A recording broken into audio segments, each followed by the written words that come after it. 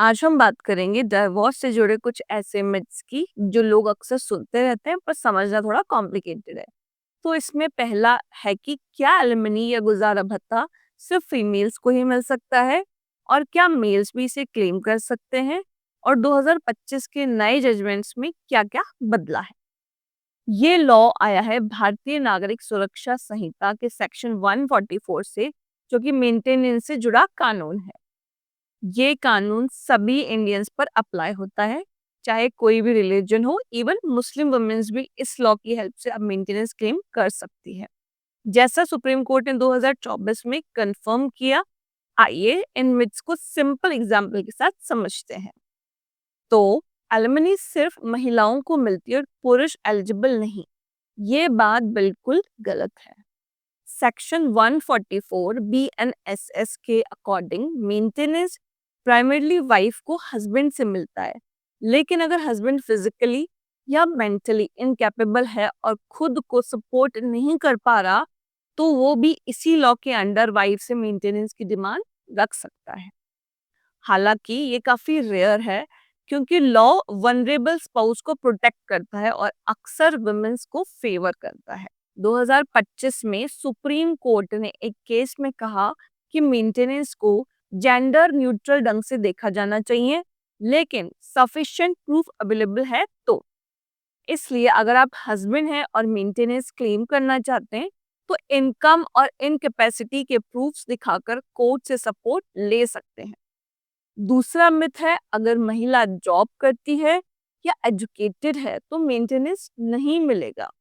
ये बात गलत है। सुप्रीम कोर्ट ने ये कई बार क्लियर किया है कि वाइफ का जॉब या उसकी एजुकेशनल क्वालिफिकेशंस उसे मेंटेनेंस से डिस्क्वालीफाई नहीं करती है। जून 2025 के एक बड़े जजमेंट में सुप्रीम कोर्ट ने मेंटेनेंस और एलिमनी की कुछ नई गाइडलाइंस दी, और इसमें कहा गया कि मेंटेनेंस का मकसद शादी के लाइफस्टाइल को बनाए रखना है, ना कि सिर्फ सर्वाइवल। एग्जाम्पल के लिए, मई 2025 में सुप्रीम कोर्ट ने एक हस्बैंड को ऑर्डर दिया कि वो अपनी डाइवोर्स्ड वाइफ को 50,000 रुपीज मंथली दे, और वो भी हर 2 साल के 5% हाइक के साथ। और ये तब हुआ जबकि वाइफ ऑलरेडी वर्किंग थी। पर इसके कॉन्ट्रडिक्शन में एक मामला फरवरी 2025 में आया, जिसने ओडिशा हाई कोर्ट ने एक एजुकेटेड वाइफ का मेंटेनेंस ये कहते हुए कम किया कि वो अपनी चॉइस से आइडल नहीं बैठ सकती। तो यहाँ बात फेयरनेस की आती है। अगर आप वर्किंग है फिर भी मेंटेनेंस क्लेम कर सकती हैं, लेकिन आपके पास फेयर जस्टिफिकेशन होना चाहिए। तीसरा मिथ, अगर मैरिज इनवैलिड या वॉइड मानी गई है तो स्पाउस एलिमनी क्लेम नहीं कर सकता, लेकिन ये मिथ 2025 में टूट गया।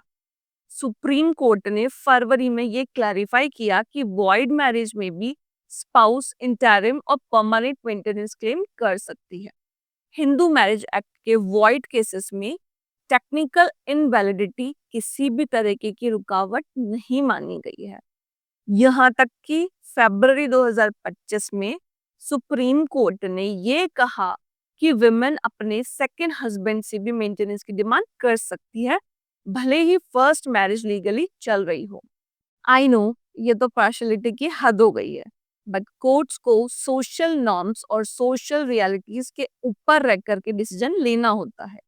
इसलिए जो शायद हमें पार्शियल लगे वो उन सर्कमस्टेंसेस में जरूरी हो सकता है। 2025 के एक गेम चेंजिंग जजमेंट में सुप्रीम कोर्ट ने सेक्शन 144 पर हुए डिस्कशन में ये क्लैरिफाई किया कि वाइफ किन रीजन से मेंटेनेंस या एलिमनी के लिए इनएलिजिबल हो सकती है। इनमें एडल्ट्री केसेस और बिना किसी रीजन के हस्बैंड के साथ न रहना मेन रीजंस माने गए हैं। 2024 में सुप्रीम कोर्ट ने एलिमनी कैलकुलेट करने के लिए 8 फैक्टर्स, जिनमें status, needs, qualifications, income, lifestyle, sacrifices, legal cost और पेयर की कैपेसिटी को इंक्लूड किया गया है।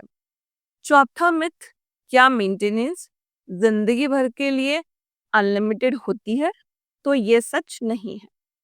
कोर्ट्स मेंटेनेंस के लिए शादी का ड्यूरेशन, कंट्रीब्यूशन और सर्कमस्टेंसेस को भी देखते हैं। मेंटेनेंस लाइफ लॉन्ग हो सकती है अगर रिसिपेंट अनमैरिड हो और सेल्फ सपोर्ट नहीं कर सकता। 2025 में सुप्रीम कोर्ट ने एलिमनी के डिमांड्स पर भी कई सवाल उठाए, जहां एक वाइफ ने 18 मंथ्स की मैरिज के बाद 12 करोड़ की एलिमनी डिमांड की। कोर्ट ने जजमेंट देते हुए कहा कि ये लॉ उन लोगों की सपोर्ट के लिए बना है जिन्हें इसकी ज्यादा जरूरत है, ना कि किसी के लग्जरी लाइफस्टाइल को सपोर्ट करने के लिए।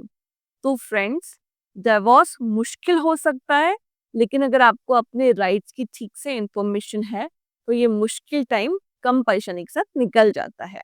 अगर वीडियो पसंद आई हो, तो लाइक, शेयर एंड सब्सक्राइब करें। Thank you.